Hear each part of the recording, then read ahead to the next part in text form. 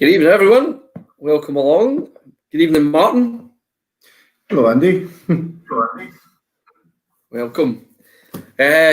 So, SVA online tonight. Myself and Martin are presenting, and I'm really excited about tonight's guest on this web chat tonight. Martin, you and I had a little preview when we spoke to him earlier in the month. How did you think that went? Yeah, I think within about 2 minutes of the conversation, we were kind of flabbergasted. We were a bit awestruck by about 10:32, and we'd certainly woken up very quickly after Kieran started talking. It was just encapsulating, and his information that he was given was just unbelievable. So what we're saying here with this players' education at the SVA Online, we're looking at the sort of performance environment and attitudes and being what it means to be a player at a higher level. And when Martin, we were discussing this, you mentioned, is there a possibility of Kieran being a presenter based on the fact that he's a high achiever in the world of basketball? Yeah, definitely. I think Kieran was one of the people we were going to reach out to because he's succeeded on the GB level and the Scottish level, international as well. So he's got a big background in performance sport. But I think one of the other attractive parts was he understands the development process. So I think that's why Kieran was a really good opportunity for us to try and get him involved in one of these chats. Yeah, I mean, I've sat with him a few times in Sports Scotland, and some afternoons got into conversations, and I'm excited for the level of knowledge that he's about to bring to us. A lot of the transferable information from the basketball world to the volleyball world is very, very key. What can we say? 6'10" professional basketball player, really successful with Great Britain. I think it was 105 caps I read. Played in Eurobasket. Awesome from Scotland. So let's just get Kieran out here and let's get this conversation started. So everybody, let's have Kieran. How's it going? You put so much pressure on me now. I better deliver, No, but I'm happy to be here. Thanks for having me. Mate, we're absolutely delighted that we could get you on. Like we obviously give everybody a little bit of an intro into our previous sort of conversation, and before we knew it, the time had flown by, and we hadn't felt that we'd spent that length of time just because of how passionate our conversation got. So what we were hoping to do is even scratch the surface on that conversation from last time, and we'll be gold dust tonight, I think. Yeah, not a problem at all. So I'll tell you what, for our volleyball viewers, because I'm not entirely certain they've really done their homework in terms of who you are, why don't we just give us a little bit of your story, because I know through talking to you previous what a journey you've had in sport. Yeah, not a problem, and I'm not offended at all because I play basketball, and I mean people down my street don't even know who I am. So it's always humbling coming back home. But yeah, I started basketball. It was, I guess, very unorthodox. It was an orthodox sport in the sense that I could relate from a volleyball stance that it's seen as a minority sport in Scotland. So I was traditional. I played football. Got thrown in goals, centre halves, whatever it took, because I was really tall. I didn't really enjoy that too much, but I also had a lot of growing pains. But during PE, during curriculum, basketball was something that was a part of the curriculum. I enjoyed it. One of the older seniors in my school at the time, so I was about 14, 15, asked me to come along and try it for the school team, and went there. And to be fair, from a basketball perspective, no one really played just basketball. We were all multi-sport athletes. Yeah. I just loved it. I just loved the challenge. I loved that I wasn't great, but I was tall, and I knew I could actually use that to my advantage. Which I guess for a lot of people, even in the volleyball, they can use their height to their advantage. But I just really, really latched onto that, and from then on, we went on to win the Scottish Cup. And I think for a lot of people, when they see success early, it kind of catches their attention, initially. that's the initial spark. So I had a little bit of success, kind of really enjoyed that. And then I think I'd mentioned before that I went to a basketball camp when I was 16 over in the States. And that just changed my life completely. So I went over to this camp. I was fortunate. I got funded by the Prince's Trust. I went over to the camp, did really well. I was still a very raw player, but I played with a lot of passion and a lot of desire, I guess. My timing for like blocking shots was really crucial. That's what I was renowned for. But a coach put his arm around me and said, you know, son, if you work really, really hard, you could get a scholarship.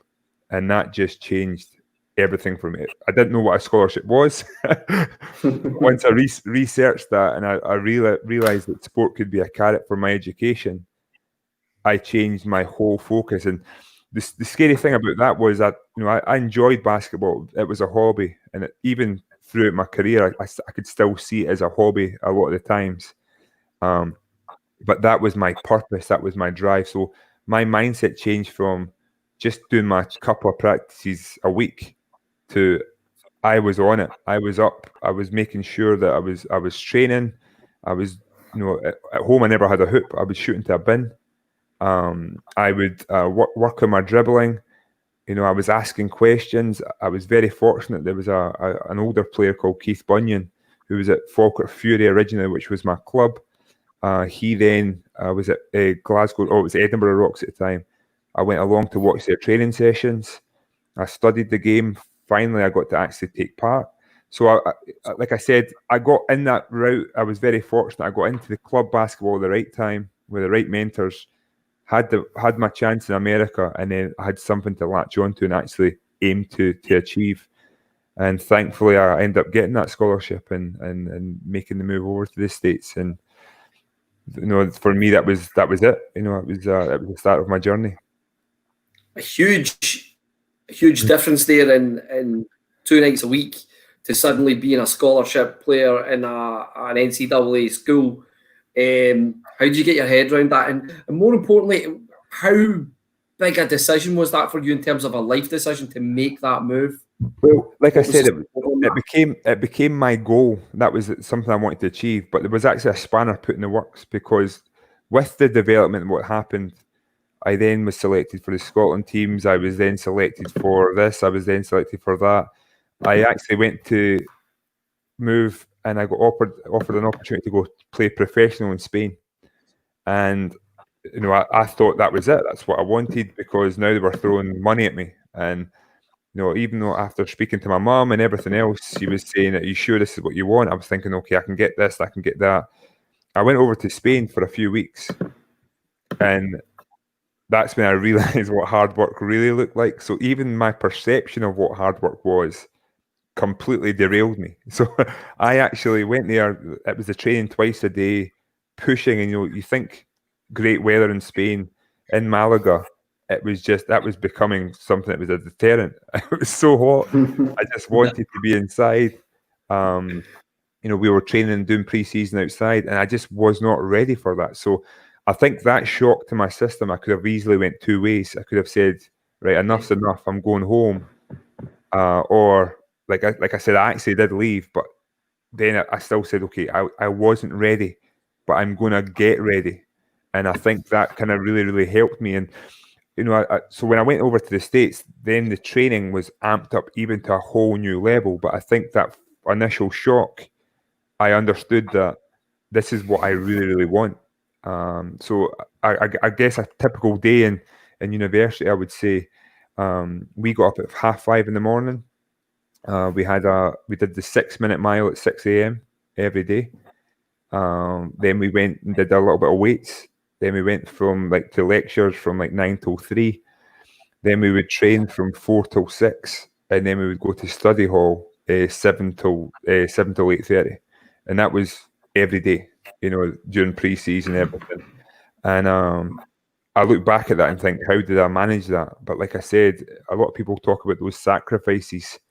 It was never a sacrifice, because I knew exactly what I wanted to achieve, and I think that was my driving force. And that's something that sometimes you have to remember. So even like my mindset changing on, you know, when we were running sprints, and you do it for punishment, I learned to change my mindset to think, this is going to help me be in better shape.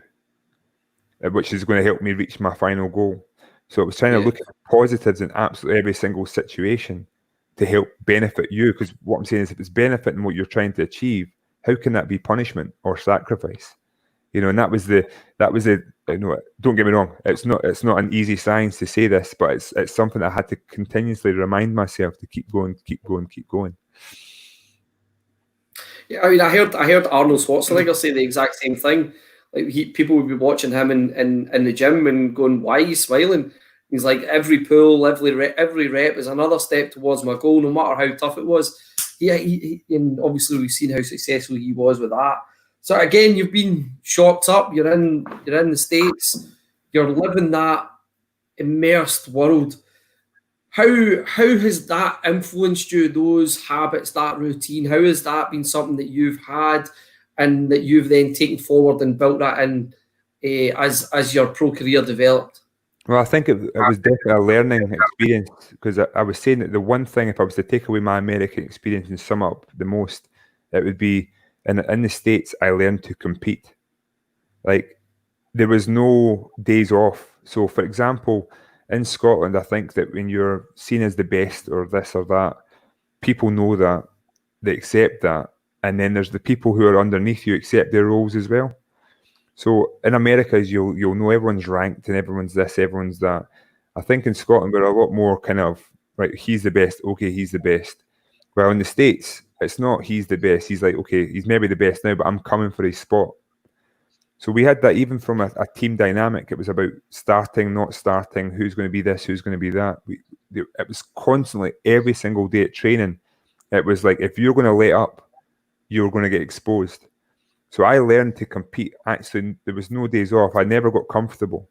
And I think that really, really helped my professional career, because it's very, very easy in life to get content. And what I'm saying is, especially in a minority sport, when there's only a few people playing in your little bubble, the little Scottish bubble, you can see success if you're working a little bit more diligently and you're doing what you needed to do. But that's to understand that there's actually a lot more out there, and you can push yourself to other levels. So therefore, it's that kind of mindset about, it's not being the best, it's being your personal best. So you can continuously get better and better and better. And it's actually can be very, very hard in Scotland to do that, because there's a false sense of security at times, because you're, when you start getting success and the school's giving you an award, and you're on the local newspaper and you're doing this and you're representing your country, and it's very easy to say, look what I've achieved. But to actually have that drive to say, I want more, I want more, I want more, I'm not done. There's another level to get to. Humble yourself and keep working. And that's something I definitely took with my professional career, because, like I said, my first goal was to make university. I got the scholarship. I could have easily just said, okay, I've done what I needed to do. What's the next goal? What's the next goal? Keep going, keep going, keep going. So I've always found a way to kind of get these carrots to keep striving and keep saying, I'm not content. And at the same time, I'm appreciative of what I've done. I need to kind of reflect and say, what, I've achieved a lot, but there's always something else to keep going, keep going, keep going. Brilliant.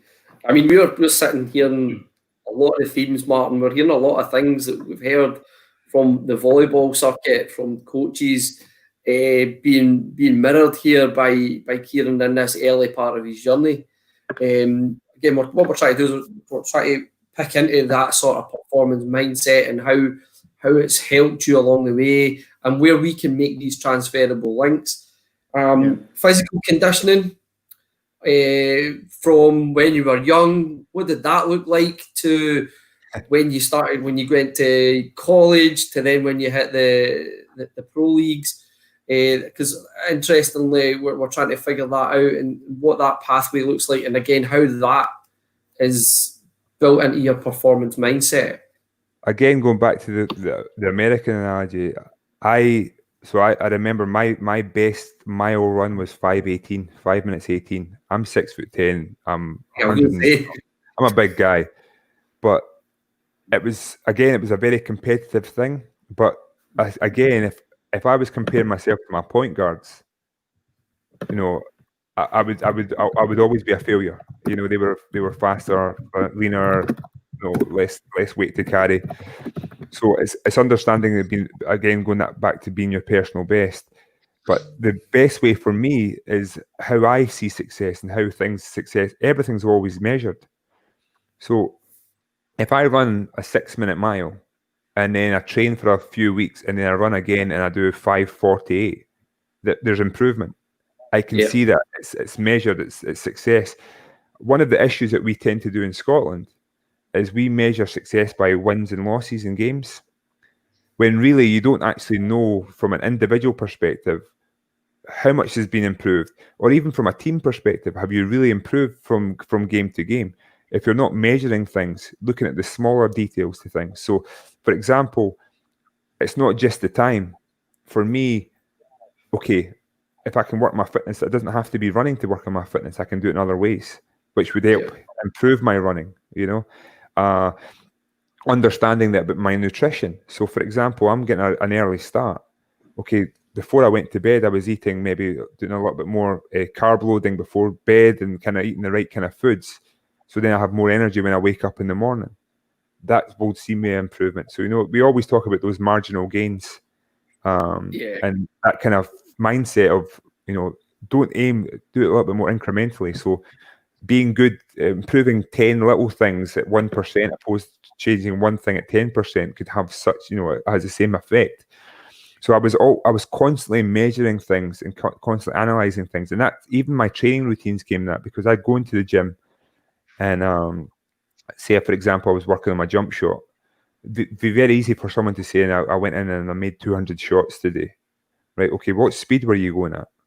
Right? What, were you under pressure? Was it game shots? Was it this? So then you have to become more efficient with your training methods as well. So, you're having a pepper and you're doing this and doing that. Is it how focused is that? You know what I mean? Like, is it focused to the sense that when you're practicing, you're thinking about actually game related situations? Are you, these little things can, it's not just enough to say I was in the gym for an hour. Like, I can go into the gym for an hour and fluff around, but you can actually go in for an hour and 40 minutes, 30 minutes and get a lot more out of that. So it's learning to be efficient with your time and efficient with your training. And for me, the easiest thing was to measure things. So I kept diaries of, when I went into the gym, when I was shooting, when I was running, my times. How did I improve my times? What kind of little things could I work on? The one thing I think it's easy for us in Scotland we can control is strength and conditioning. Even something as basic as the beep test. It's something. It's not the most accurate. It's maybe not going to help you drastically but it's a goal that you can achieve. You can improve your time. You can see that. You can measure that. So my thing is, it's constantly measuring yourself, measuring your work ethic, and making these little tangible results so you can actually see the progress. And then you can see from that, the byproduct should be the way you're performing during games, Yeah. Martin? Yeah, so just delving into a bit what you were saying there, Kieran. Did you get any support in terms of helping you shape your goals or your measurements that you'd set yourself? Yes. So again, it's one of those things that we tend to have team goals, and they kind of box you and label you in that respect. So at certain times you're trying to achieve, by category. But then my mindset was always, well, I want to do what the guards are doing. You know what I mean? I want to be at that point. I want to push myself, just so, because I think a lot of times it's very easy to box yourself, your capabilities there, like how you're going to, go above and beyond. So we were very fortunate. We worked along with our coaches, kind of targets we're trying to reach. But I was always trying to smash that. Even like the little things, like in the weight room, for example, having our own programs. It would be like 10 reps. I'm like, okay, I'm going to do 11. Just do an extra rep. And it was funny because I always spoke to this one guy who was saying that, talking about days off. And I believe that recovery is a crucial thing, But he was talking about the bad diet and the drinking and the little things he was used to say to me. Well, if you're drinking, right, then the next day you're hungover, and then the next day you're this, the next day you're that. He goes, the person who's not is then 2 days ahead of you. You know, so their mindset was very on, you know, competing, being the best you can be, but at the same time trying to smash other goals. And little things that kind of stick with me, because you know, I do feel guilty at times. I understand that there's a mental well-being balance as well, about sometimes you need to kind of break free of the diet thing and the, you know, the eating the right way or whatever. But my thing is, how do you pick back up from that and continue to smash your goals? And I think that's where a lot of people fall short, because they have that night out, or they have that burger, they have this, and then they have another and another and another. And the thing is, it's accepting that that's not a bad thing. You can do that, but you have to make sure that it's not a constant kind of, you know, a constant habit that you're picking up. It's learning to get away from that, break free, but then again, laser focused and back on it. But yeah, I was supported through all my journey. And I was, you know, I'm very, very fortunate to have that. And actually, right now, I'm doing like training for a marathon next year. It's weird because I now don't have the same supports as I used to have. So I used to have the you know, the sports psych, the nutritionist, I don't have those things. So I'm actually learning for myself. So if I was to go back and do it all over again, I would learn to be more proactive with, you know, instead of just listening, actually taking in and actually picking up the skills for myself with a lot of the things. Because I think, you know, if you're putting a really good program, you're very, very lucky. But at the same time, you're coddled and you're not learning those skills for yourself. So I think that being in Scotland is actually a stronger thing, because a lot of the things you're going to have to do on your own, which is actually going to better you in your future. Yeah, definitely. Also, something you said as well is that you said that you weren't ready for your trip. So how tough was it just to tell yourself that mentally as well? Well, you know what? There was actually a lot of pressure put on me too, because I was in every single newspaper when I first moved over to Spain, and it was like, you know, the typical tabloids, like, he's taller than Michael Jordan, so he's going to be more successful, and and it was, you know, all the things. And in my mind, I thought all eyes were on me. Does that make sense? And it was really, really hard to say, I'm not ready for this. So I was kind of skeptical. I did eventually just lose it and wanted to leave. I wanted to go home and quit everything. I wanted just to forget, because I thought, okay, I'm a failure. But I was so lucky in the sense that my mum literally slapped sense into me and helped me see that I maybe not ready for this level, but my goals, they're not finished. And that's a very, very important part of me, because a lot of people see the athlete and see the person who's achieved a lot as this demigod who doesn't make mistakes and doesn't do this and doesn't do that, and, you know, he's not scared of anything and he'll tackle. I was at the point that I wanted to give up, and that's where I think the family support can be really, really crucial to helping the self-belief, helping you with your self-efficacy, helping you see that, you know what, look what you are, this is what you achieved, you can keep going. This maybe not be the way you're going to make it, no. So for, you know, getting cut from a Scotland team, or it's not the end of the world. You can still get back up and go back to work. So the most positive thing for me was understanding, you know, I think it was a scary time, but it was self reassuring that I am not ready. My mother believes in me still, so I should believe in myself. And then, okay, what do I need to do then to get ready? And it was that shock to the system. And I think that you'll find that at all stages of your career, there's always going to be changes, from playing like at school level to club level to national team level. There's always going to be a shock to the system, seeing the training up. But now it's learning to embrace that and say, wow, okay, actually, this is a lot harder than, how do I then get to that level and stick with it? You know, and that's the thing for me. It's like there's not something that then says to me that I was a failure, I was this, or if I only had stayed there. It's like, okay, that's what happened. I've accepted that's what's happened. How do I learn from that and move on? And you can apply it to any walk of life, any change, any single industry. any part of your career, you can apply those same type of methodology. Excellent. Want to go with John's question here, Martin? Yeah, so we'll go with John Scrimger's question. Can you see that, Kieran?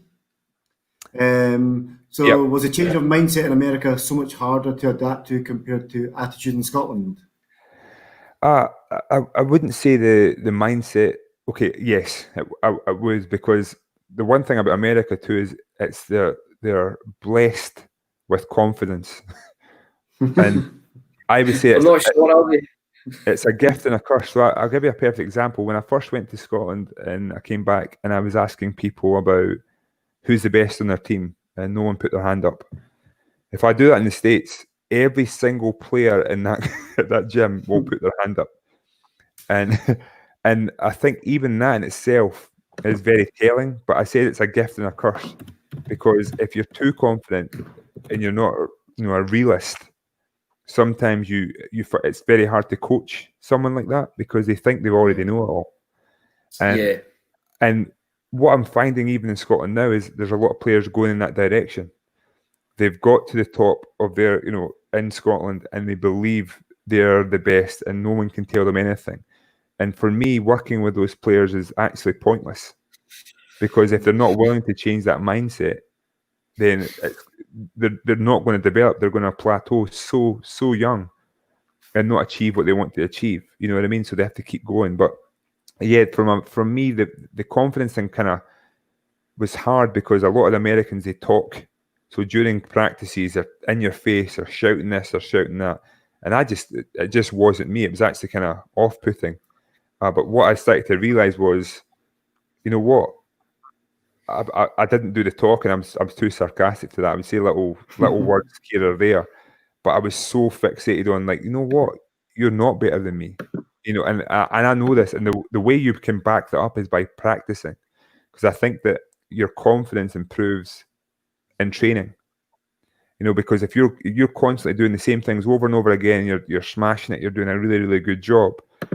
Even when you make a mistake in a game, I kind of got to the point, like, well, I do this all the time. A mistake's going to happen, but it's back to work, because I know I can do this. I think it's the people who do not put the work in are the ones who are the most insecure. Yeah. You know what I mean? Because they don't have the work ethic to back that. And also from a respect thing from your teammates and stuff, if you're not putting the work in, how can they respect you when you're trying these different things and making mistakes? Because you're not showing that every single day. So I think the confidence, the shift in mindset for me, it was definitely a shock to the system. But it was more of that kind of self-awareness piece, understanding that, look, I'm putting the work in, I'm doing this, I'm learning. I can achieve something. I keep going. Nice. So we've got another question from our men's national team coach. So how did you measure your performance on the court if it wasn't in wins and losses? Anything in particular you used to use to measure performance over time? Yeah, well, for me, I think the crucial elements is body weight. Body fat. Are you getting stronger? You can actually measure that. Simple things like push-ups, for example. All right. I'm running now, so I didn't run more than 2 miles before. Now I've done 4 half marathons since lockdown began. I could never have envisaged that.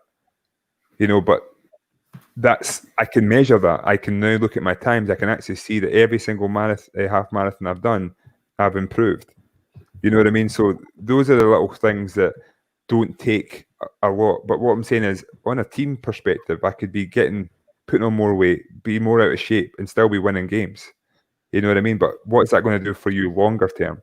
So I think that controlling the controllables is one of the best things about, are you getting stronger? Are you getting faster? So I think that being more of I like to say more of an athlete will definitely help you. And that's definitely one way of measuring. Another way of measuring too is when it comes to the games related things, are you so if you're analysing the games and the way you're playing, are you making the same mistakes constantly? Right. So then actually, okay, I made this mistake this game, made this mistake. Okay, I've stopped making that mistake. And a big part of my learning was, see, when I was in a game and I made a mistake, actually understanding that I just made a mistake that is a step in the right direction. Because a lot of people don't know they're making mistakes. If you're aware of that you're making mistakes, the more likely you're going to be able to correct that. So that's another phase. And I was saying that, and this is, this was me. This is not something that was very common, but I started to think more like a coach. And the reason being is because if I understood a coach, it helped me understand the game better. I learned more, and we do a lot of scouting reports and everything for games. If I could see like a coach, I could then understand what he was trying to implement and the why behind the implementation, which made it a lot easier. So, they say it's the coach's responsibility to help the player see the why, but I think it can be a dyadic relationship, and actually working more collaboratively will help you improve. Same thing with people when they talk about umpiring and everything else that goes along with that. If you understand everything, they're understanding that, it becomes a lot more easy. So it's a more holistic approach to the game. And those are things you can always learn. You can always read up on the rules a little bit more. You can always do a little bit of scout, watch game tape. I think with technology nowadays, having your mum or something in the crowd filming your games, not just looking for the highlights, actually looking, nitpicking at the mistakes you're making and everything else that goes along with that to help you improvement. Yeah. Okay. So just going on from that, how much did you personally review your own matches through video? Did you also review your training sessions? So in university, we reviewed. So essentially, we had a coaches session. Again, we were very fortunate to put that. We would have every game. We would have a team breakdown, and it was always manic because a traditional college coach, when you've made some big mistakes in the games and you're going into the video, the scouting meet, and you're like, oh no, he's gonna expose me for this, and he'll rewind it, he'll but we also had these individual sessions. But I quickly realized that we were very fortunate. We had team managers. Because I started the game so late, in essence. I was 15, 16 when I really started playing. So I was constantly learning. So I started to watch games. And not only that, I started to watch other players who were in my conference who I really liked their game and respected in my position.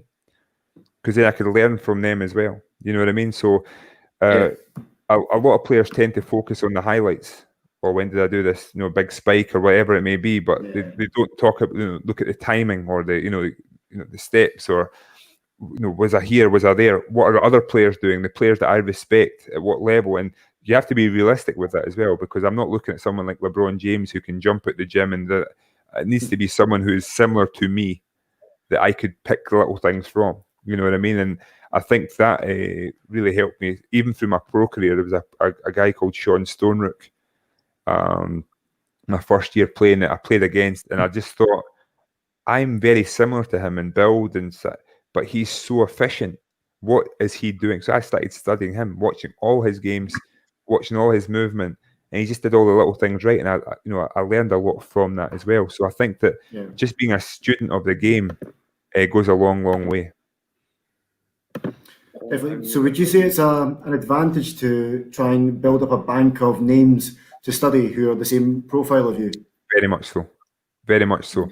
And because what I'm saying is, even seeing, like, it's very easy to look at the flashiness of certain things and think, wow, that's amazing. But actually looking at how efficient people are in their movement goes a long way. So footwork for me was something that I never noticed until I started watching players in my position who were really, really, in my opinion, really, really good. And I would just see how efficient they were with their movement. And that helped me, because then I wasn't just running around like a headless chicken. I was actually kind of being a little bit more focused on certain things. And so I think that studying players is a great initiative, and not just at the highest level professional. You can look at people who are more your own age, who are excelling and are perceived to be something, because I think that is, it's more relatable. And then another thing what I started to do was ask questions.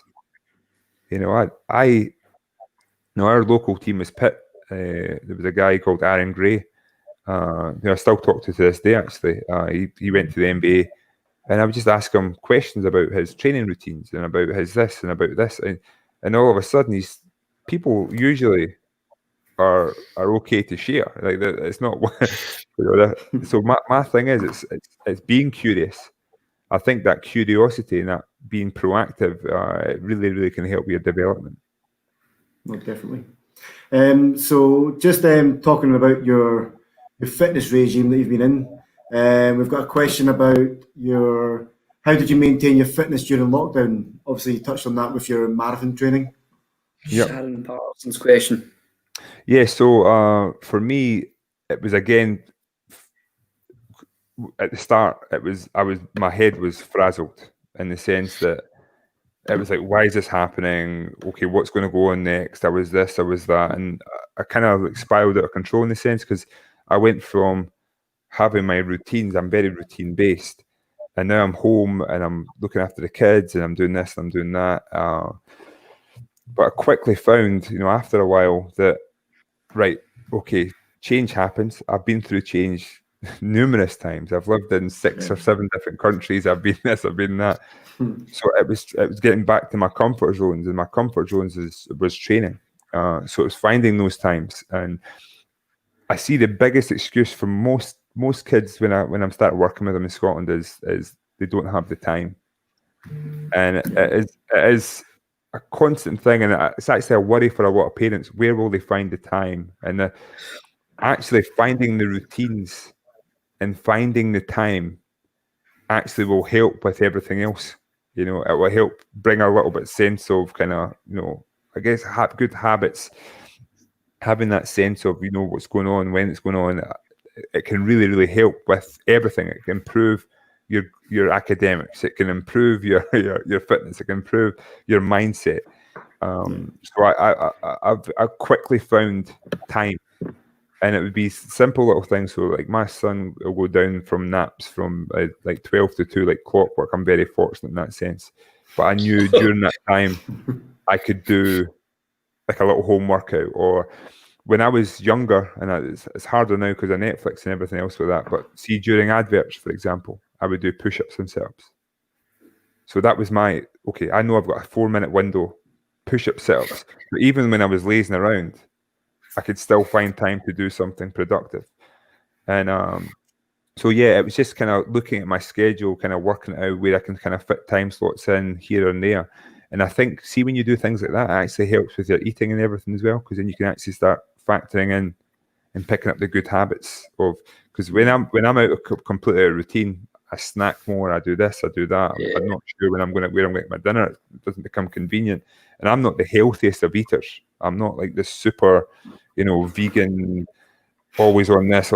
I like my burgers, I like this, I like that. But I've become a lot more structured in my approach to food. So I think that's exactly where I found my the time for lockdown. There's always time. If you look at your screen time on your phone and it says it goes up drastically during lockdown, I don't look at that anymore, Kieran. And you say you don't have time, you're just lying to yourself. Yeah, I bring it back to that Arnold Schwarzenegger thing. He's like, you sleep for 8 hours a day, you work for 8 hours a day. What are you doing with the rest of the hours? Yeah. There's always time. Crazy. Kieran, do you think that that's okay? Do you think that your drive to achieve your goals help you with your time management, or did you get some support to work on your time management? So time management, university is essentially forced on you. You're told where to be, when to be, how to eat. And I was saying that, I'm looking at now. I do a lot of work in the duty of care and sport. I think that that's not healthy. Just being told what to do, when to do it. Again, I go back to the whole equipping yourself with the tools. So when I turned professional, my day was completely mapped out in university. Then I turned professional, and we have training at 10 till 12 and then 6 till 8. And do what you want to do. And you're like, oh, wow. And then all of a sudden you're going home and you're napping and you sleep, then you get up and you have a little bit of food, then you take another nap and you go to, and that's how you see your life is. It's just, I'm just focused on basketball, eating and sleeping, and that's it. Again, not good for the mind. when I started going in, I was very fortunate. I went back to university, did my masters, started working at Basketball Scotland, still being professional. I quickly realised that there was a lot of time I just needed to be better with that. So I think that I kind of went back to my kind of college mindset of the structure, but I now got to implement that for myself. And that was the feeling of achievement. I think that's because I was saying again, going back to the whole running mindset. See, my best training sessions were always in the summer, and I think the reason for that is because it was me. No one was dictating that. It was me saying, "This is what I'm doing," and I think there was more of a sense of like, okay, achievement from that perspective. I'm not just forced into this is something I want and I want to improve. Well, as a professional, you're paid to do that. You know what I mean? And you could say that you could justify it by doing better in the summer and getting better shape, that you got potential to make more money and play at higher levels and so forth. But it was all on me. I saw so many players who made it at the very highest level, to like NBA level, who once they got to the NBA became content, and then within a year or two they flopped. They were out of the league, because they didn't have that time management and drive. So it's not everyone who gets to that level is like that. Some people are very fortunate, and I'm sure it's the same in volleyball, that some people's athletic ability will get them so far, and then all of a sudden you realise that, okay, they actually don't want it. They don't have that grit about them, that they want it more, and what you try and do is you make the mistake of just constantly trying to push them and push them and push them because you see the potential. But if they don't see it for themselves, it's a losing battle. So yeah, I feel that it's something I started to work on, but I also started to research it. You can go, Google's an amazing tool now. You can get time plans of what a professional athlete's day would look like. You can get information about how to do a HIIT workout in 30 minutes. You can get there's so much knowledge out there. It's just you have to be a little bit more proactive, and again, making sure you're holding yourself to account. And sometimes there's going to be bad days. There's going to be some days that you spiral out of it, but it's actually reflecting on that and saying, like, okay, how do I get back on track for tomorrow? So John Scrimmager, he's part of our staff team, but he's also assistant coach on the men's national team. He's clocked this question quite early. At 6'10" in Scotland, your height's a great advantage. When in a higher level of competition, how much did you have to work on your jump to compete under the basket, particularly when you got to the higher level, Kieran? So I guess I could have went down two ways. I could have worked on my jump and to be able to compete in the basket, or I could stretch the floor and get away from the basket and be a taller guard. And I went for the latter. No, because don't get me wrong, for me, it was really weird because we never really worked on our jump. See, if you go back into the college systems now, plyometrics, everything is so critical because in our sport, we're jumping all the time. But back then, we'd never really worked, even on our technique. It was I guess it was a natural thing to do, but it wasn't focused.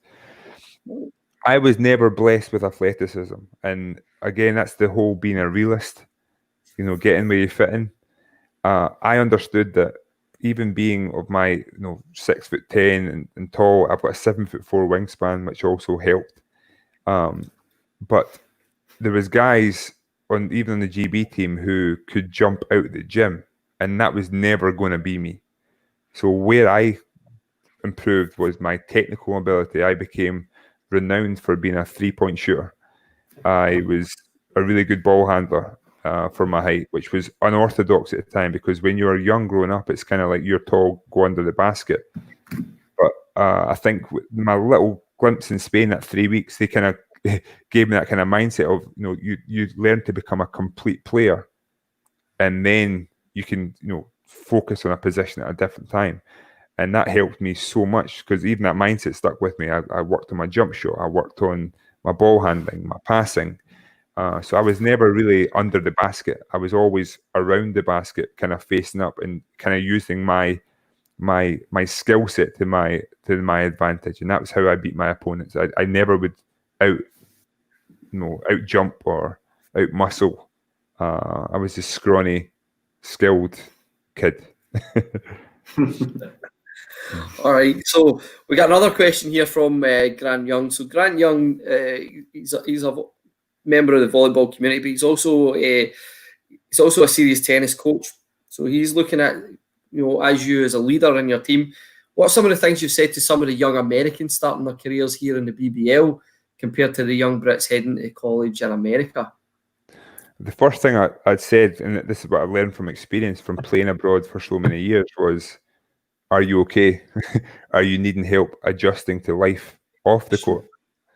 And because what you find quickly is some people are not performing well, they're not doing this, they're not doing that, and you think, oh, they're either not good or they're not.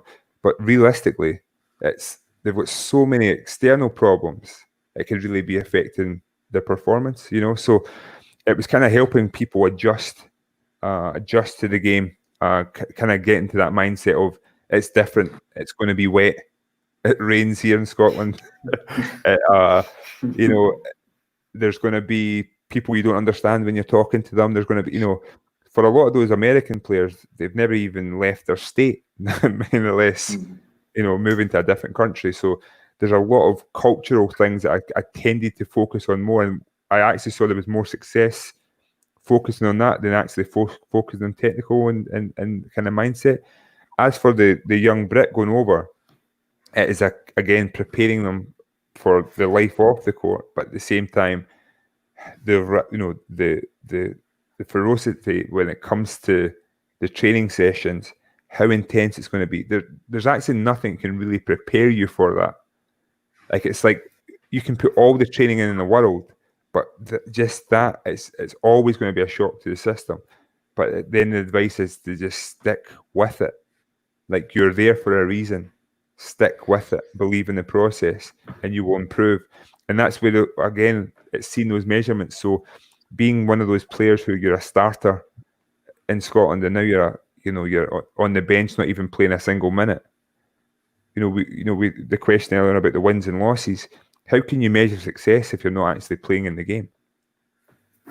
Then you're either success or a failure. And it's not that simple. What I'm saying is you can still be improving. And there's players who don't play a single minute all season, but they're better than they were when they first got there. That's success. So it's finding those ways to see those positive messages, to understand that you're still improving, and just don't take anything for granted. Just keep working for that.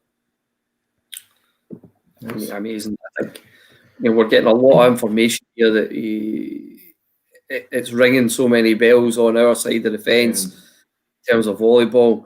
We're looking at the sort of career that you had, Kieran, and we started to talk about the sort of, as you progressed older, dealing with people who are coming in. What sort of approach do you take for helping players settle and building their confidence in what they're doing in terms of their performance? Yeah, so I'll give you an example of a small situation, but it was quite powerful in the sense that there was one player, I won't mention his name, but I perceived him to be lazy. He always came to practice, he was tired. I thought he was just staying up late at night, doing this, doing that. And then what I quickly realised, I asked him to come to my house for dinner, and he declined. So then I'm thinking, oh, he's just a wee this, that, and the next thing. He's not one to come. He's got an attitude. So eventually, kept on trying, instead of saying, okay, there must be something to this, eventually asked him to come out for dinner. And we went out to a restaurant. And he then told me that he hated the food here in Scotland. All right. So he wasn't eating, which then made him tired, which then made him, he didn't want to come to my house because he didn't want to offend me by not liking the food that I was going to serve. Oh. So there was a real fear.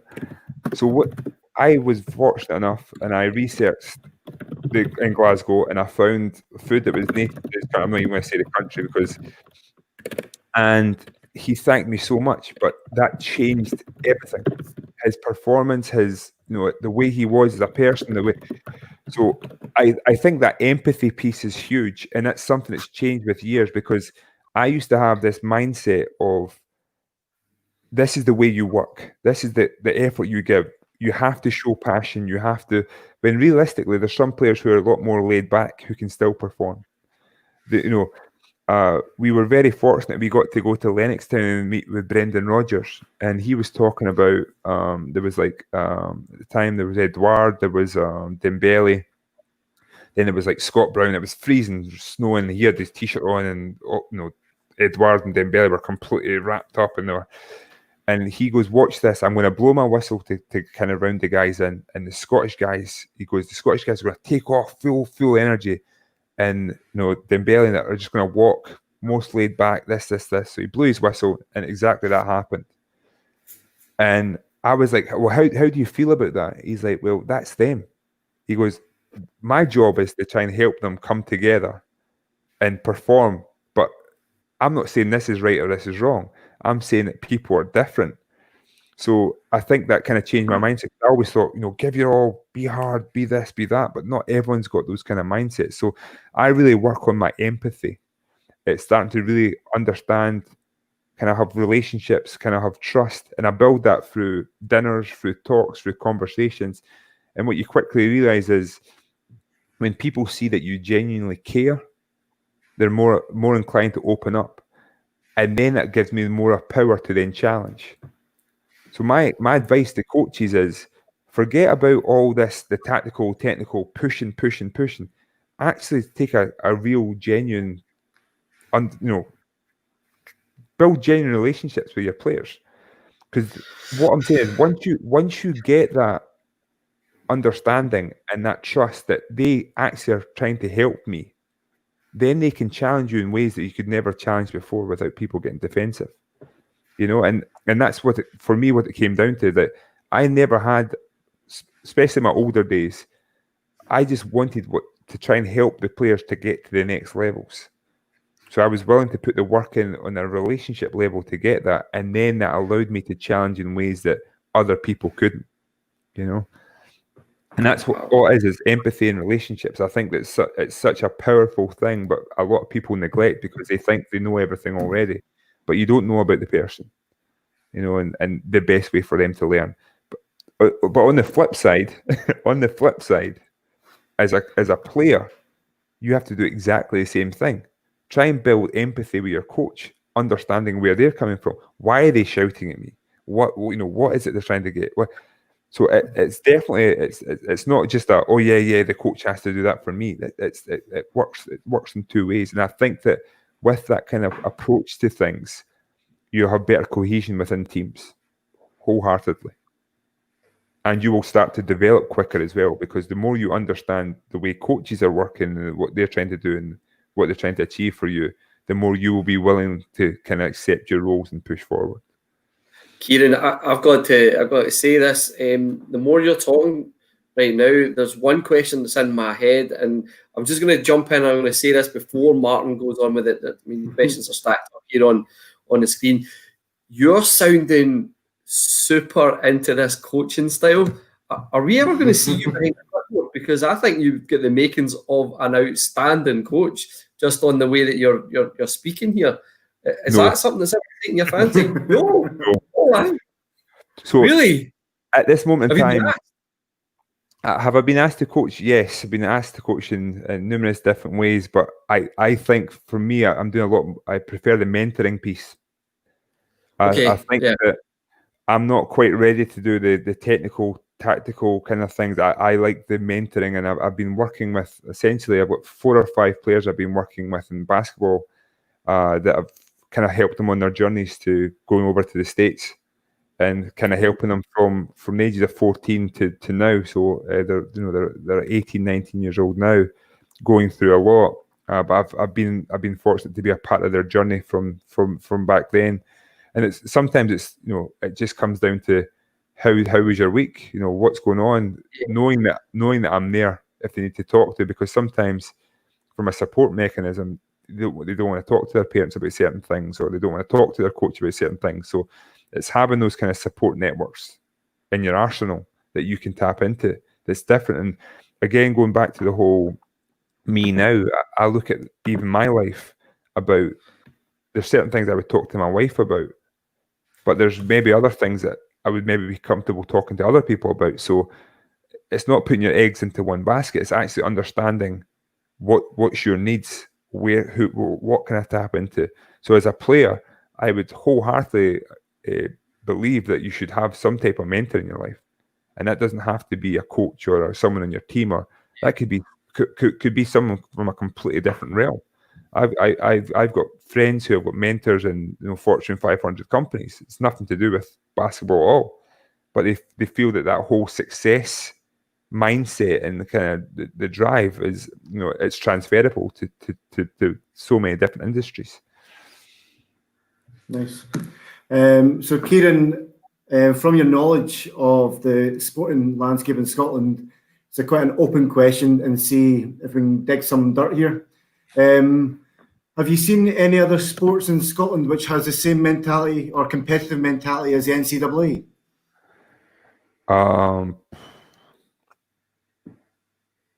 In Scotland? Yeah. Or the UK? Tough question. No. The NCAA the NCAA is just a different beast.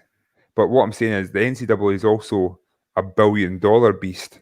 It's just, I mean, in all levels. And like I said, from our volleyball team, we only had a women's volleyball team, and believe it or not, all the men basketball players would go and watch volleyball, and you would learn again the resources they had as well. It's frightening. It really is.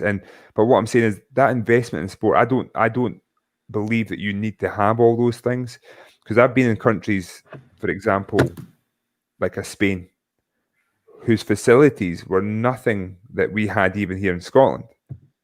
But they excel in sport because they've kind of got that kind of mindset, that kind of backing that you can achieve things through sport. But I believe we still have the mindset here for most, other than football, that it's just a hobby, Yeah.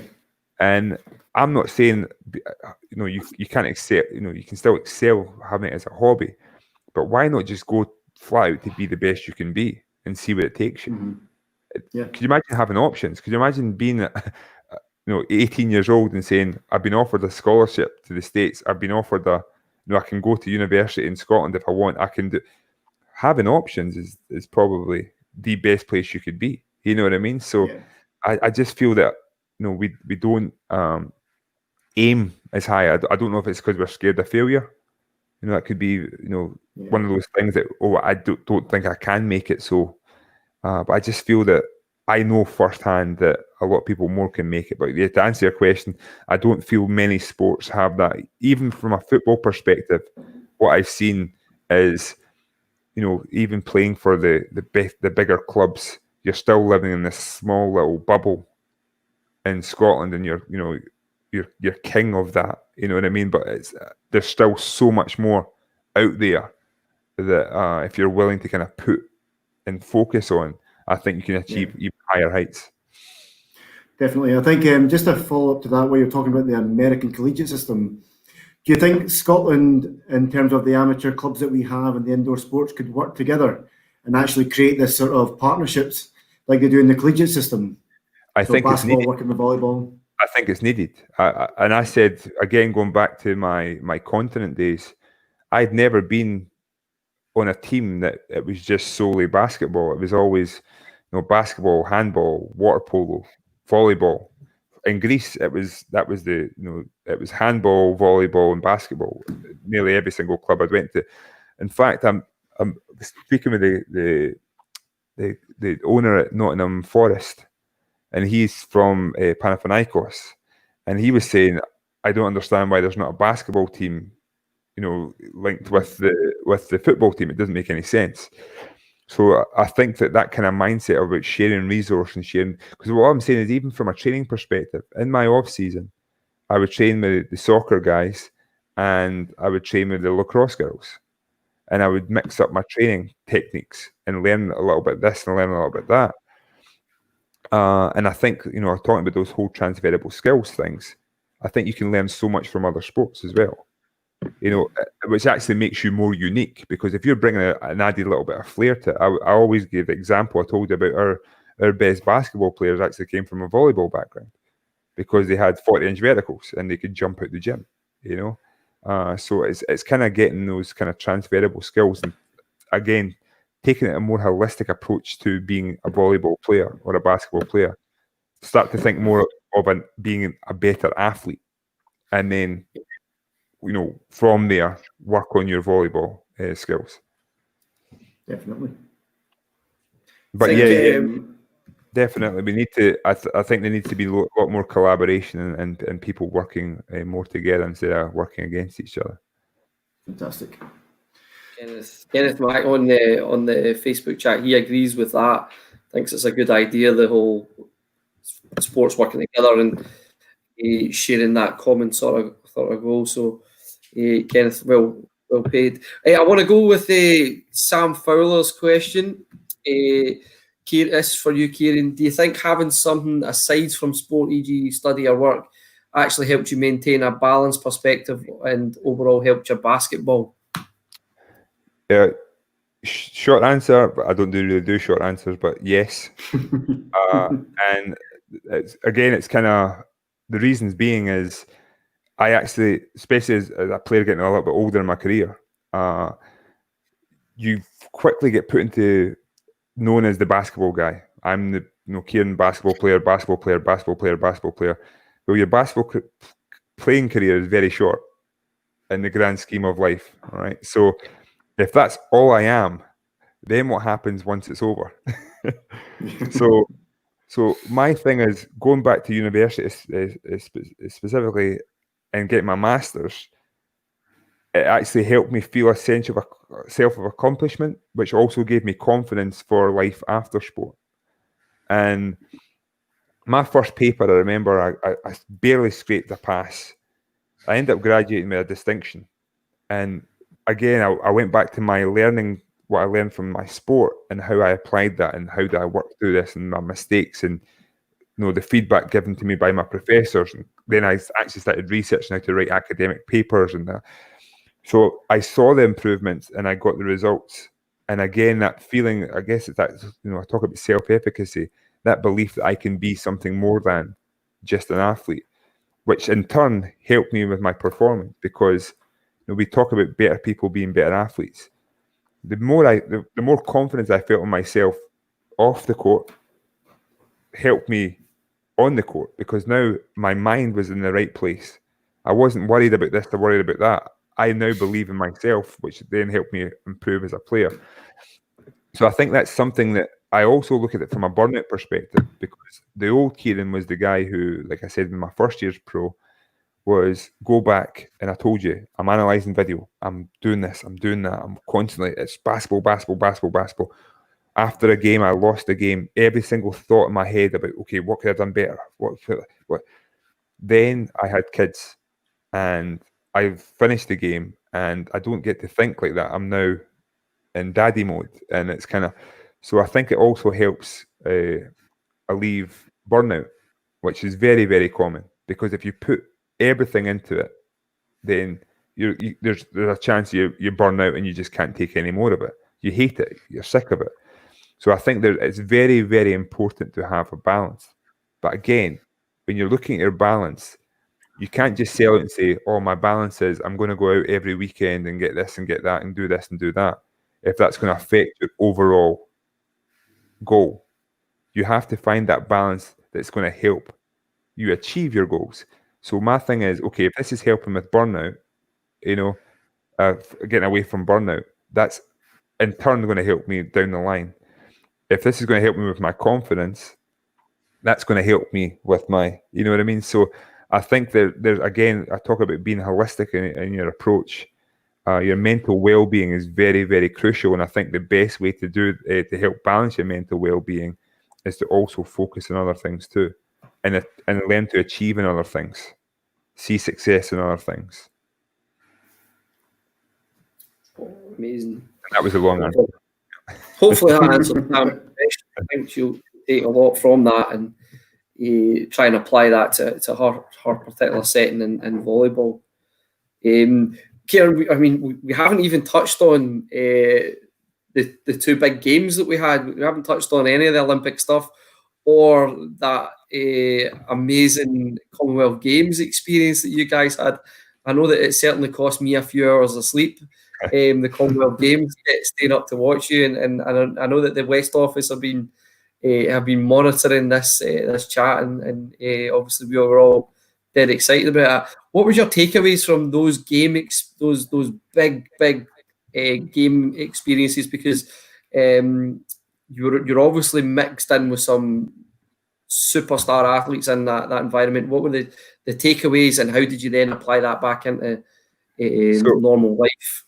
So I was, for the Olympics, I was actually quite upset with myself in a sense, because remember I told you my original goals was go to university. Then it was, obviously graduate. And then the reason I went professional was to play in the Olympic Games.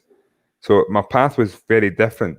Again, I had options when I retired, when I finished university, to either go professional or get a job. I could have stayed in the States. But I knew I could never have competed in the Olympic Games if I did that. So once I was told that I was in the Olympics, remember I talked about that whole feeling content? Yeah. I was on cloud nine. I mean, it was just an amazing feeling. But then what happened is I got so caught up in the games. So, taking the selfies with like Mo Farah and like Ryan Giggs and asking questions to like Andy Murray, how he got this and how it was just, I was a fanboy, completely caught up in the moment.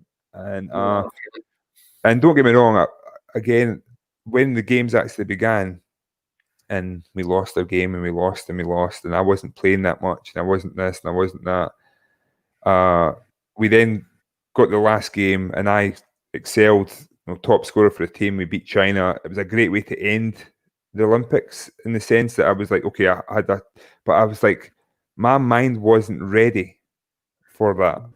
I was just so caught up in the moment. It was just, and a lot of people look at that and say, well, you did achieve a lot, and I still believe I did, but I know I could have still given a little bit more. You know what I mean? And my thing is, it's learning to enjoy the moment, but then when it becomes game time, learn to switch on to game mode, and that's a skill in itself for a lot of people to learn. A lot of players, I know players who maybe joke before a game, and then they can't switch off joke mode when the game begins. But when there's other players who are very good at joking around and then switching off and straight to game mode. So that experience, I actually felt after the games were over, I was like, that's it. There was that, people talk about the Olympic blues. It really did happen. I just felt like, just give me another shot. If I'd went back, I'd went this, I'd done that. So there was a lot of what ifs, and that's not a big part of my life. I've never really done a lot of what ifs. I've kind of always just kind of embraced it. But then you obviously go to the parade and you see this and you see that, and you kind of feel a little sense of pride again. So with the Commonwealth Games, it was a completely different shift, because I said, okay, I've now been at the Olympic Games. I've now kind of prepared. I know what to expect. I'm going to enjoy the games. It's going to be my last ever probably appearance playing for Scotland. But at the same time, I know when to switch onto game mode. And I think that was the biggest learning point. That was the difference between the two. We had more success in the Commonwealth Games as a team. We actually got to play for a medal, which was an amazing achievement for us in Scotland. But at the same time, it was just like, again, I was more laser focused, I guess, on the games as well as enjoying the moment. Yeah. So Grant's asked a question, and I think it follows on a wee bit from what we've been discussing. What was the toughest decision you made for your career after the 2012 Olympics? Well, actually, after the Olympics, I wanted to retire.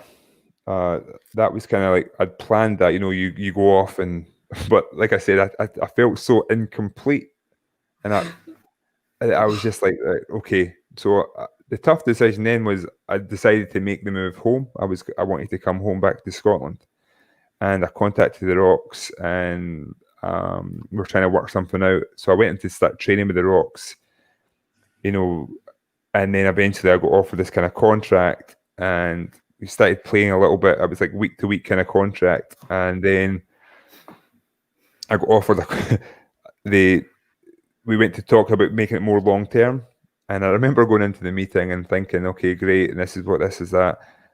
And when I say I got completely lowballed, so I was thinking, right, okay, I've made some good money in my career, and I understood that the BBL is nowhere close to the money I could make overseas. But I was content in that sense. I was like, okay, it's not about the money anymore. But what I was expecting and what I was told I was going to be getting, it was essentially put back in my face, like, you need us, we need you, kind of thing. And I was trying to think to myself, no, I don't need you.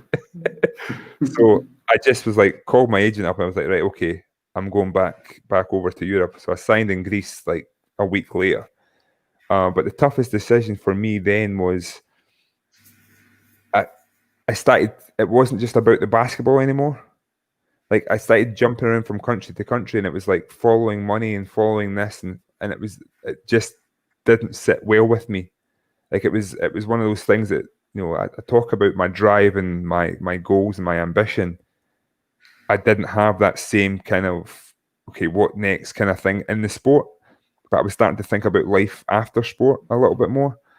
So I'd kind of made it clear that I was only going to a couple more years, and then I was going to make the return to Scotland. And when I made the return to Scotland, my purpose had then changed, because if I'd said it was about the money, I probably would have went, there's no way I could come home. I talked about the purpose of helping the next generation, inspiring the next generation. How can I help with the infrastructure within the sport? How can I help, learn this, that, and the next thing? But at the same time, how can I also work to prepare me for life after sport? And I think that kind of helped me in the sense that even though I wasn't playing the same level of competition, the same this, I still had some type of drive and some type of purpose. And I think that's very, very crucial, because if you just get caught up in the money game, or the this or that, or the being in the papers, or represent your country because it looks cool, it's very, very hard to stay in the moment and continue to work to better yourself. It needs to be something bigger than that, something less materialistic. Great answer. Players, the Blue Sports one. Yeah. Can we have that question, please? Right, Martin. So, what was the biggest impact in developing your self-efficacy? You talk about always wanting to do more, study other players, etc. Where did that mindset come from, and how would you try and develop that in young athletes? Obviously, Andy didn't want to say that word, self-efficacy. Yeah, you're right. No, I think, again, from the development perspective, it was those little. So I think that it's very, very important in any sport that players see some type of success. You have to be constantly reminded that you are achieving something, and that can be very hard in a team sport, like I said, because if you're on a losing team, for example, it can be very deflating. So it's about being realistic, setting those kind of like smart goals, but at the same time, when I see that my time improves, so I was putting in the work. Like, say now, I'm doing my training. Then the test is I go for a big run, and my time improves by 2-3 minutes. Right? I've seen the success. I've seen what the hard work has done to prove that. Then my belief improves, and that I can achieve more, and I can keep going. So I think it's not just one thing. I think it's a series of things. So, for example, I made a new dish today for dinner, and it was minging. But I was thinking, okay, if I added a little bit more, this, or a little bit more of that, and then, left it for a little bit longer. So because I've seen success in other things, and I understand the kind of infrastructure of how you improve on things, so understanding there's always going to be a starting point, but as long as you keep on sticking with it and going through that belief improves. So it's a process. It can't, when I say it's from a younger age you can do this, me talking to you at 17 to me talking to you at 21, 37. It's been a gradual process that I've kind of adopted. So I guess it's kind of having those little, like I said, measurements, kind of looking at different things. How even I was saying that it sounds so goofy, but I have those on my phone. I'll actually go and show you right now. I have this little thing. It's like 10% getting better, and it's my thing is I say this to myself before games. It was be brave, be positive, be consistent, be disciplined, be focused, be calm, be committed, be grateful, be team, and be confident. All right. Those little positive affirmations was something that I would use because I knew that the things for me would be my confidence was one thing that lost. So I'm now telling myself to be confident. I'm challenging myself. I'm holding myself accountable. Be positive. You know how hard it can be in games when things are not going your way. I've been in a lot of programs that we've had a lot of losses. You know what I mean? How do you keep going and continue to kind of reinvent yourself and keep going? So I think for me, it's having those little snippets, but that works for me. That may not work for someone else. So not being scared to try different things. But I think, again, for me, the measurement is very, very important.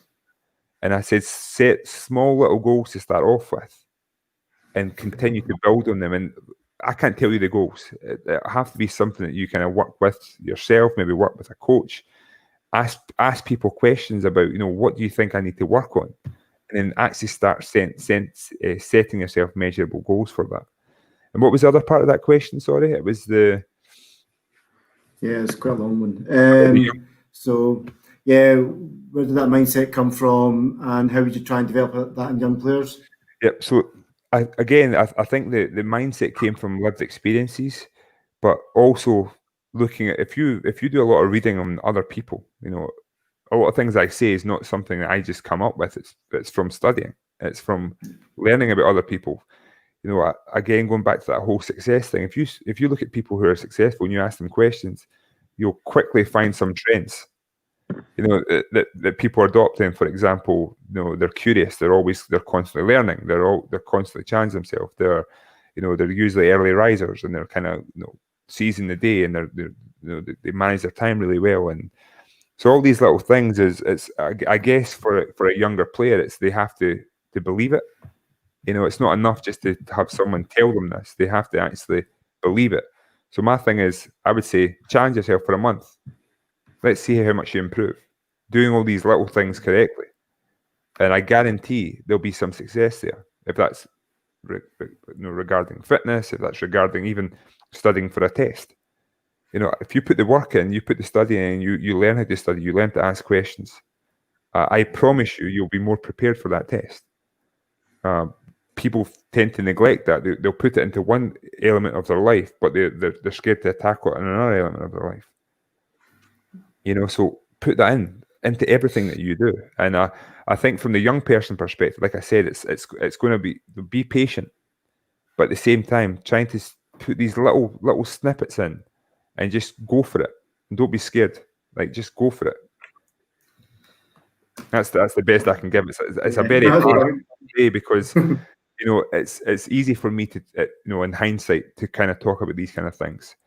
But like I said, I've got a tendency usually the athletes will reach out to me after it and say, "You've motivated me. I'm willing to do this," and they'll do it for a week to 10 days, and then they get bored, or they get this, or they fall off track. So my thing is, even when you fall off track, it's learning those. Remember those 10 days that you went to do? That's 10 days you did. Imagine if you did it for 11, then 12, and then 13. You know what I mean? So it's not even giving up after you've given up the first time, because it's just constant. But again, you need to have these positive reinforcements from the sporting bodies, from the parents, from the coaches, to help them see that they can achieve those goals. Fantastic. I'm trying to look at the questions that are coming in, Kieran. I know that they're coming very thick and fast. Well, they're coming in very thick and fast, and I know that we did tell you 90 minutes. There's at least 3 or 4 proper good questions that I think we can get real good meat in the bones for. I'll be smaller.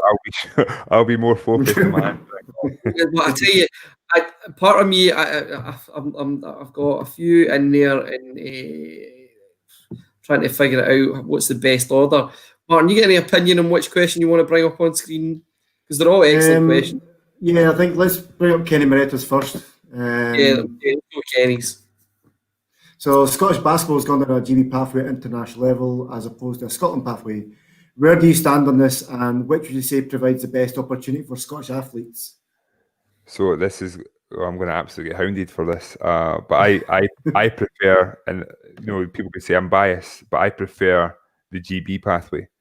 And I'll give you an example for this. So 2012 for me as an athlete, it would have been me either going to play for Scotland against Gibraltar or playing against Team USA. And as an athlete, I always believe that I want to play against the biggest and best competition. The reality is, from a Scottish perspective, not everyone's going to be able to make that level. So, but I also believe that national teams should be elitist in the mindset of the best. But the understanding is, if you don't play for your country, it doesn't mean that you're not this or not that. So if in America, if you were to judge by being a professional basketball player, you're only good if you play for your country, there would be a lot of very disappointed people.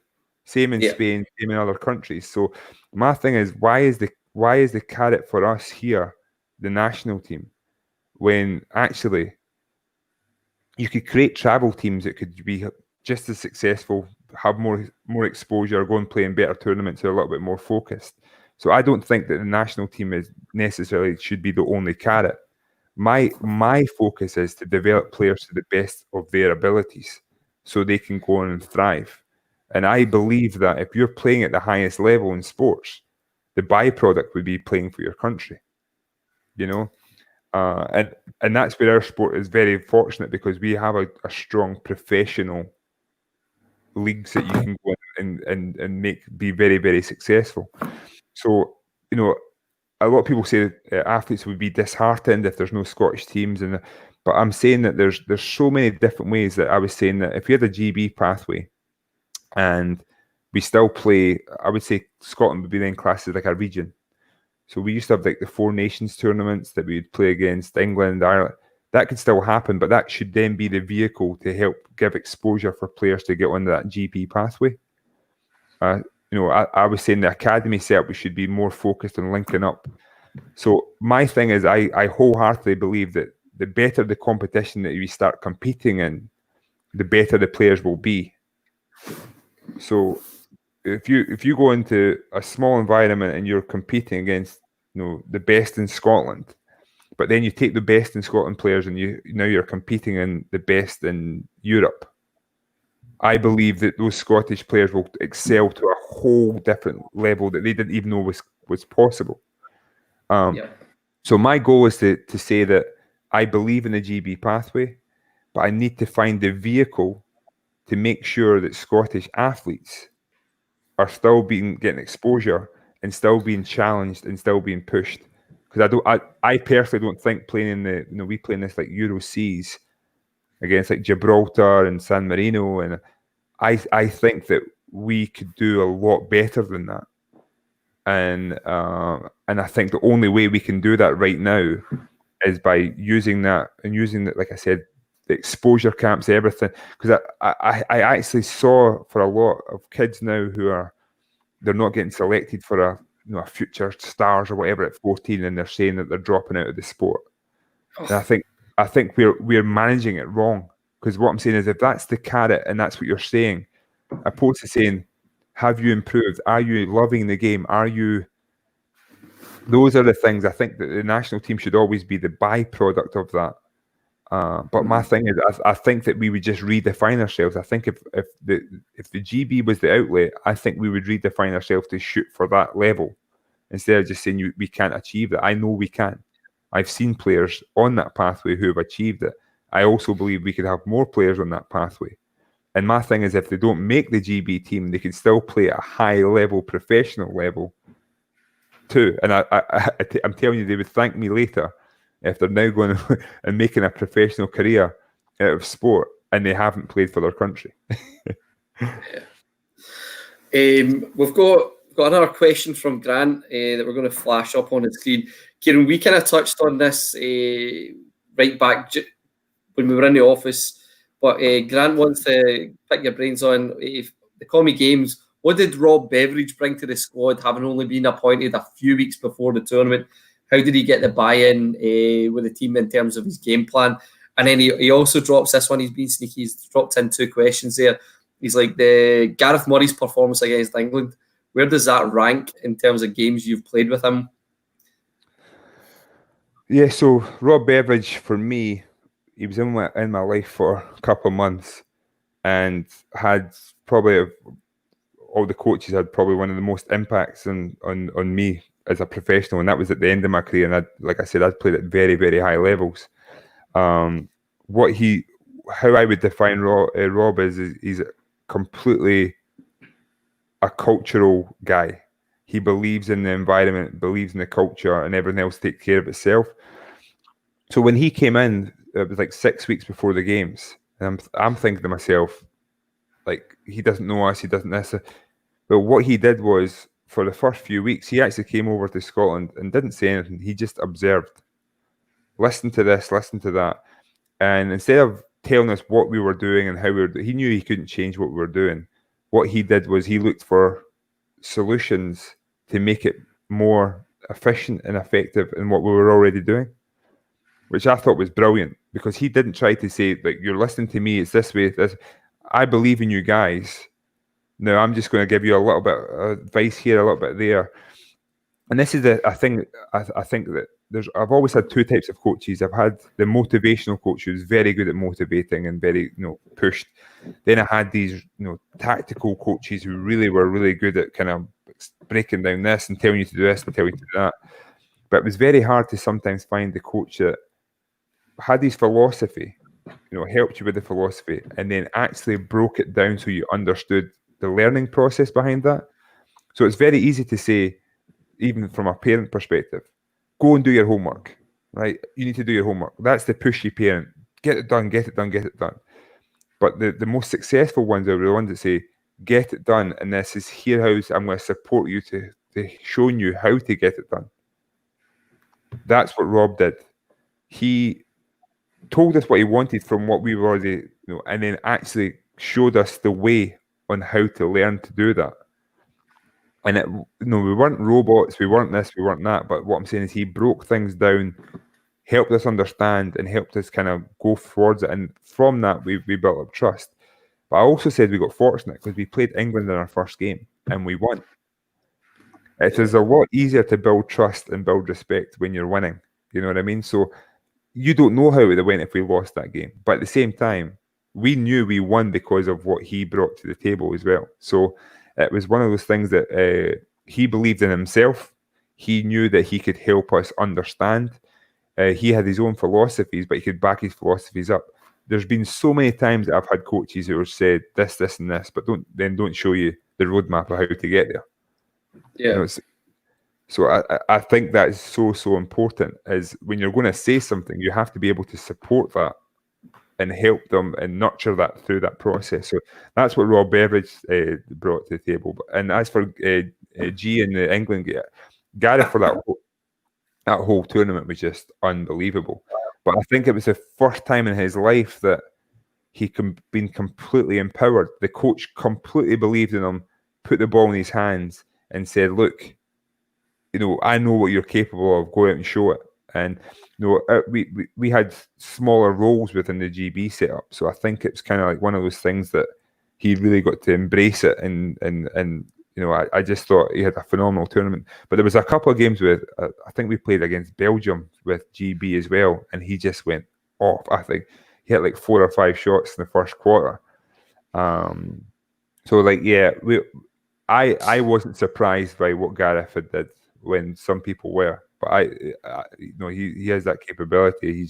I think he's too humble at times. I think it's the Scottishness in him at times that he just kind of accepts his role. Brilliant. So we've Got a question from one of our national team players, just going on the sports cooperation stuff. Just asking if there's any possibility of Scottish volleyball being involved in an event with the Glasgow Rocks, for example.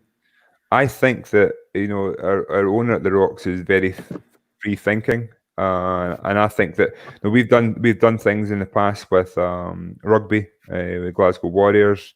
We've done a couple little things. We've done yoga. We've had Pilates. We've had. So I think there would be definitely something there. We've also worked with the Sirens and a couple of things. So I think there would definitely be an opportunity there to kind of work closer together. My next phase and what I'm looking for is those kind of, when it comes to the actual camps and stuff, actually having the different facets to camps, especially at more grassroots level. I think that's really, really crucial to helping develop better athletes within Scotland. I think that would be very, very important, and it's not something that people have really looked at this moment in time. Could be a great shout. All right, I think what we're going to do, Kieran, we're going to take one more question because I know that we've hit that 9:02 mark. Funnily enough, it's from our CEO, Margaret-Anne Fleming. She was out there at Gold Coast with you. She actually travelled up for that final medal match, and obviously speaks very highly of it. She was out there with her flag, abandoning all fear, shaking it away in the middle of the night. In terms of that match and what you achieved, is there anything that you think you can support and give back to Scottish basketball, or have you already done that? I like to think that I have been attempting to, at least in my small way. But for me, it always starts in the schools.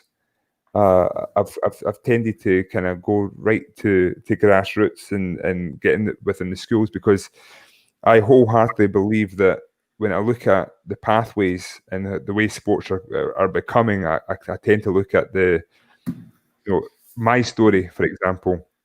I was a kid from the council estate who was very fortunate that my basketball coach drove me to training. Nowadays, that wouldn't happen because of safeguarding and everything else that goes along with that. I didn't pay the £40 to £50 a month membership fees and so forth. I was more as a tote sheet and pay-as-you-play kind of guy. If that was in there, I don't know if I would have played the sport.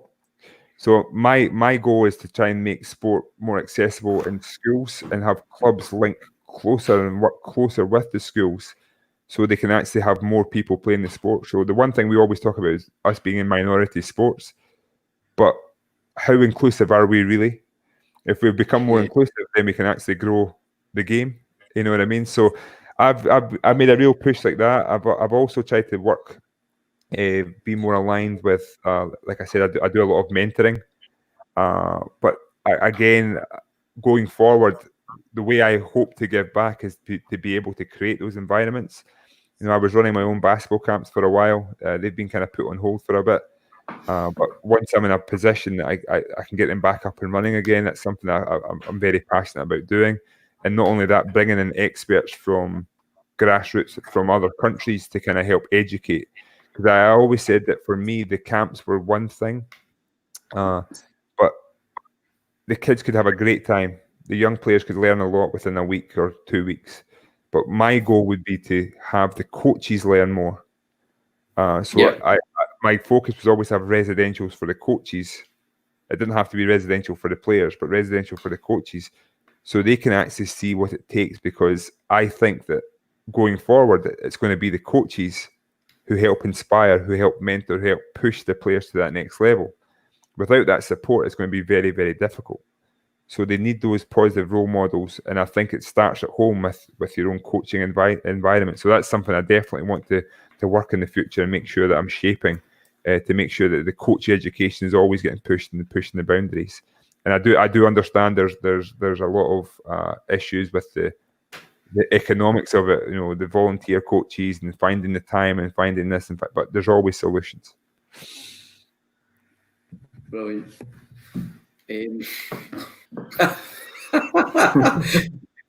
Grant Young chancing his arm there, Kieran.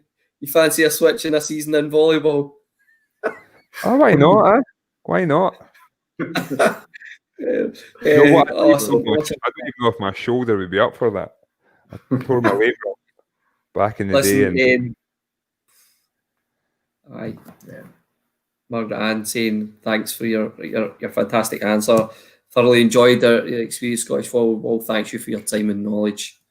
Thank you. Thanks for having me. Listen, we knew it was going to be good. Once again, Martin, the time has just flown by. Totally again.